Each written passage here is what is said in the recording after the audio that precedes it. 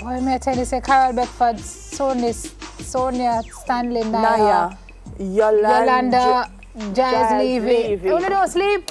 Don't sleep. Says peace. Team, no sleep. Good no morning. Sleep. And Deanne Jackson Miller soon. She said Deanne Deanne to answer them, man. Tuesday Seeds crew. No, I understand. No.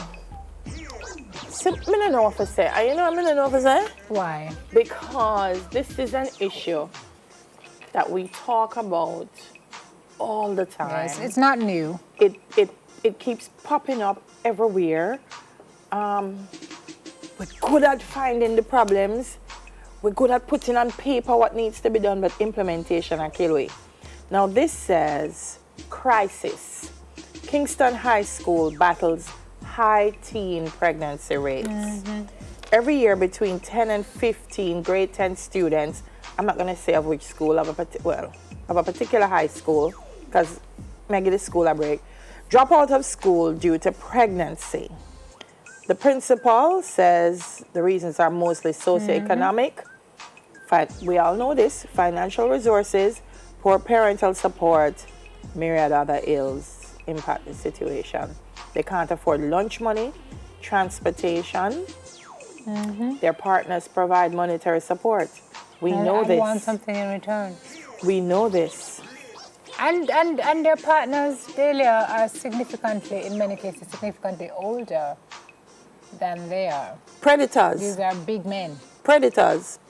I don't know why they're calling them partners. They're predators.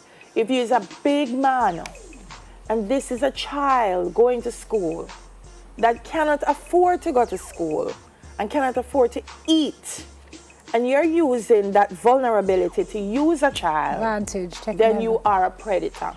And there's a nice little spot waiting for you in a one nice prison somewhere in this country. Let me just tell you that. Is there? It awaits. It just needs people to come forward and make sure they go there. That's the problem, though. It's waiting. Because this, as you said, is not new. It's not new. How many people have been punished? See, people do things they can get away with. And if you don't feel like you can be held accountable for it, you're going to keep doing it.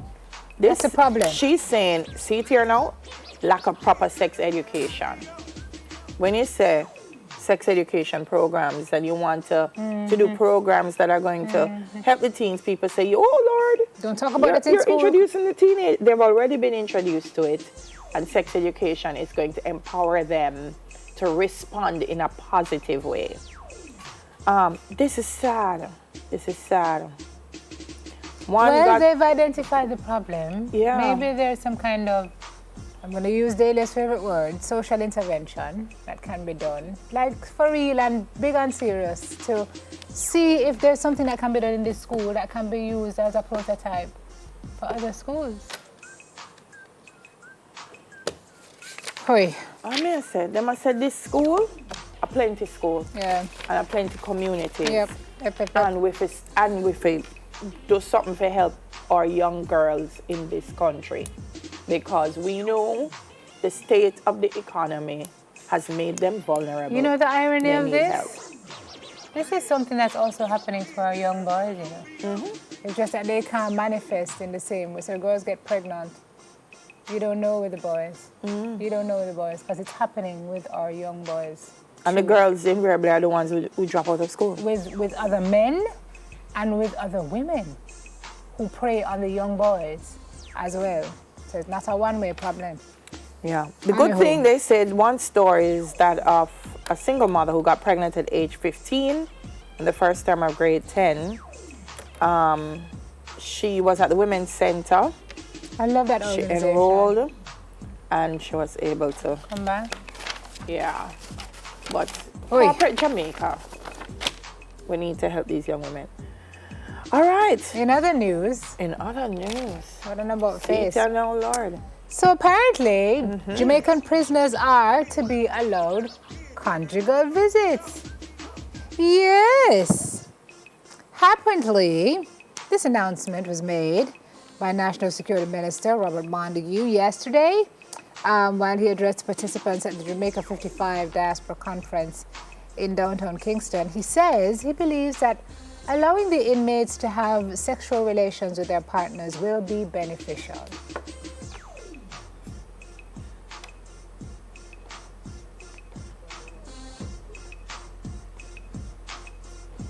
All right, Mr. Montague. Him. I don't know what to say. On the matter of prison reform, let me keep it moving. He indicated that the government continues to introduce more initiatives to rehabilitate inmates. He noted that the country has a recidivism rate of 47%. So 47% of the folks who go out recommit and end up back in jail. But he says prisoners have also been reclassified to separate hardened criminals from lower level offenders. So all of this is going on and we don't know. What me want for Mr. Montague? So I want prisoner will have 3 baby mother. How am I going to decide which one of them Schedule? gets the conjugal visit? Roster, you have a roster. So all 3 of them will be allowed to do so? You have a roster. Aubrey, why are you getting heated? I've never been to prison. I don't have a conjugal visit to why are you getting upset and I'm asking a salient question? Did you say wrap it up? After a hot topic segment? But it was just getting good. Hold on. Who can find it? This is why we have to wrap it up. You see that headline? Aubrey that. Bad mind.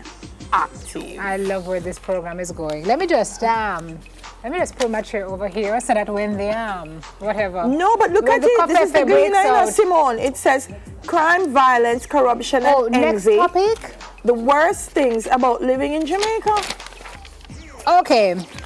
So Parliament is under pressure to remove a provision that could shield cabinet contracts from corruption probes. What are you saying to me? Jamaica's biggest business group and the main anti-corruption bodies, so PSOJ and NIA, are arguing about a bill. There's an anti-corruption lobby in the island. They're demanding that the government remove a dangerous section of an anti-corruption bill that would allow cabinet to designate some contracts confidential and require that investigators get permission before starting a probe. The controversial clause 52 of the Integrity Commission bill, so it's part of an Integrity Commission bill. Yes, miss. That's ironic. It was approved by the Senate last Thursday. There are 103 changes to the legislation approved by the House of Representatives in January. And when law, it will allow for the establishment of a single anti-corruption agency with prosecutorial and investigative powers. That just seems to me to run contrary to the actual law that you're trying to implement, don't it? That don't make sense. I'm still stuck on the bad mind. Let's talk about it later.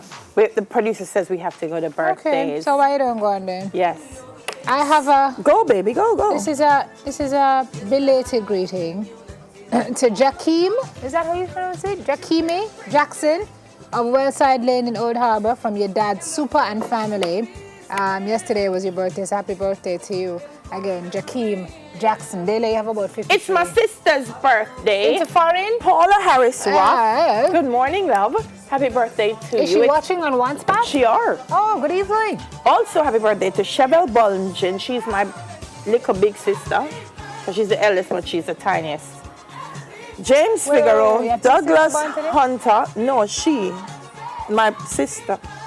Okay, my love, I'm trying to make it snappy because we're way behind. Okay. Maya Thompson is also celebrating her birthday, and it's coming from her grandmom, her aunt, everybody where you can think of Maya that is related to you. Happy birthday to you. Happy birthday all right, we gotta go. To you. We'll be back. Oh, sure done?